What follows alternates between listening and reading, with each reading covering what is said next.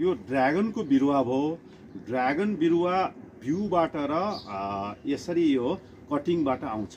बिउबाट आउँदा ढिलो हुन्छ, कटिङबाट आएको राम्रो हो। अब हामी मानौँ यो कटिङबाट बिरुवा रोप्यौँ, अब बिरुवा यसलाई कसरी चाँडो हुर्काउने र कसरी चाँडो फलाउने र कसरी धेरै फलाउने भन्ने विषयमा हामी जाँदैछौँ।